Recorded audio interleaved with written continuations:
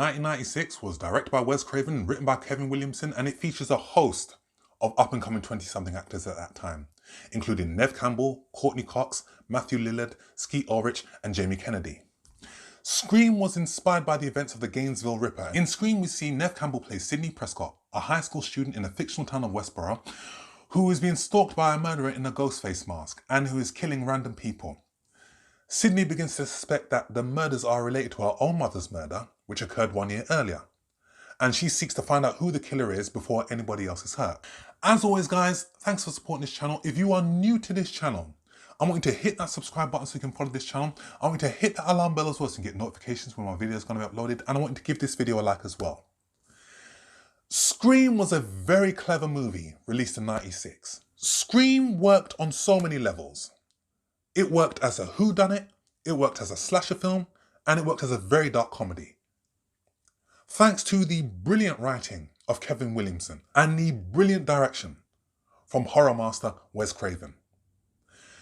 Scream did something very clever, because not only is it a comedy, but not only is it a slasher film, it is a very satirical piece as well. Scream highlights all of the cliches of the horror genre and the characterization of the horror genre to great effect. You could almost see that Scream was bordering on the parody and spoof genre. What I also liked about Scream was the fact that our characters are so well written and go against type.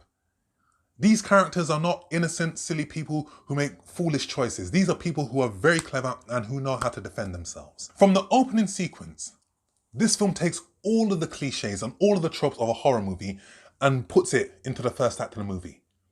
So where we see Drew Barrymore's character, Drew Decker, the blonde 20-something in a house in the middle of nowhere, and receives that iconic phone call from the killer, who was voiced by Roger Jackson, who is a brilliant voiceover actor.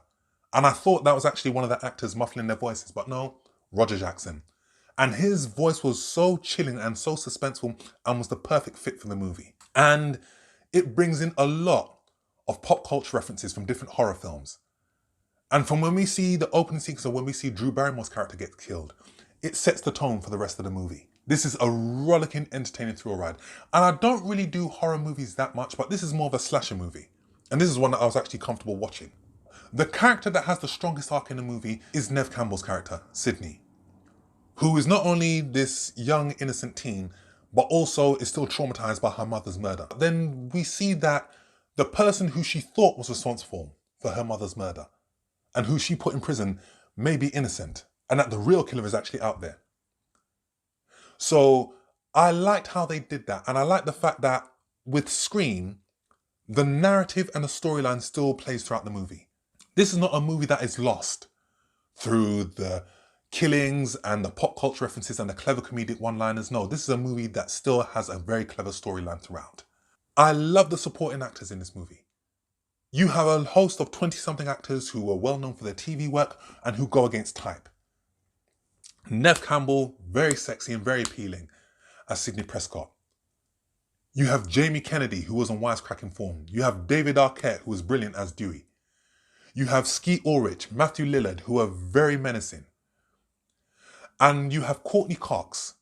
And whilst Courtney Cox was well known for her role as Monica in Friends, she was also an up-and-coming actress at that time. People forget that she was in Masters of the Universe and she was in Ace Ventura: Pet Detective.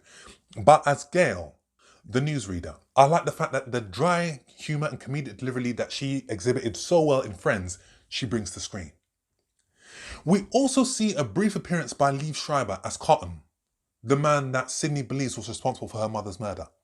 And whilst he doesn't feature prominently in this role, he does within the sequel. The musical score in this movie was brilliant. Marco Beltrami, who's been a frequent collaborator of Wes Craven's, they've worked together several different times. I like the tone that he set for this movie. It is very tense and very suspenseful. Wes Craven keeps the tension, the suspense and the in-jokes coming at you from all angles. And Scream is a very clever comedy. There are some comedic moments in this movie that are genius. And what I love most about doing these retro reviews is the fact that I can see something then that I didn't pick up on, and watching it now, I'm like, oh my word, that was incredible. How the hell did I miss that the first time round? So we see Henry Winkler in an uncredited role as a headmaster. Looking in the mirror, fixing up his hair. I don't know whether that was a nod to Fonzie, but who knows? and he hears a disturbance outside. And when he goes outside, he hears the disturbance and he says, "You little shit." And he sees a guy cleaning and he says, "Oh, not you, Fred." And we see Wes Craven dressed up as Freddy Krueger from one of his most iconic films, A Nightmare on Elm Street. Another clever in-joke is where we see Jamie Kennedy watching Halloween, starring Jamie Lee Curtis. And as Jamie Kennedy is watching Jamie Lee Curtis on TV and we see Mike Myers coming up to stab Jamie Lee Curtis, the Ghostface Killer is behind Jamie Kennedy's character also. So he keeps on saying, "Oh, turn around, Jamie. He's behind you, Jamie. What's wrong, Jamie? Turn around, Jamie." And that was so clever because it works on so many levels. But in addition to great direction, I think the real star of Scream is the script. Kevin Williamson's script is just brilliant. Very clever, very satirical. It is filled with so many red herrings. It is filled with the do's and don'ts of the horror genre. And more importantly than that, this film is what many people call meta cinema. And meta cinema was too complicated for me to explain, so I found a definition for you folks. And I think one minor criticism for me is that when we find out who the killers are, which are Skeet Ulrich's character and Matthew Lillard's character, we don't know who killed who.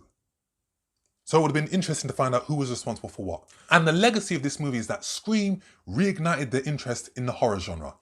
At the time, the horror genre was thought to be a dying breed. And more important than that, more of the horror genre films were going straight to video. Scream reignited that interest. Scream also inspired a host of other horror movies that were released in the 1990s. There's I Know What You Did Last Summer, Urban Legend. Scream also inspired a host of parody movies as well, including the Scary Movie franchise and another movie which is called Shriek, If You Know What I Did Last Friday the 13th. But Scream was also blamed for inspiring a host of copycat killings as well. Mario Padilla and Samuel Ramirez stabbed Mario Padilla's mother 45 times, and they said that they had been inspired by the movie Scream. Alice Beaupre, a lady in France, was lured by her 15-year-old friend into the woods and was stabbed 42 times, and the killer was wearing a ghost face mask. And Casey Jo Stoddard was murdered by two of her classmates who had seen Scream also. But you're going to get people that do that. But you can't deny the fact that Scream is a thoroughly entertaining movie. So I will give Scream a very strong 9 out of 10. So guys, that's my review. Thanks for watching.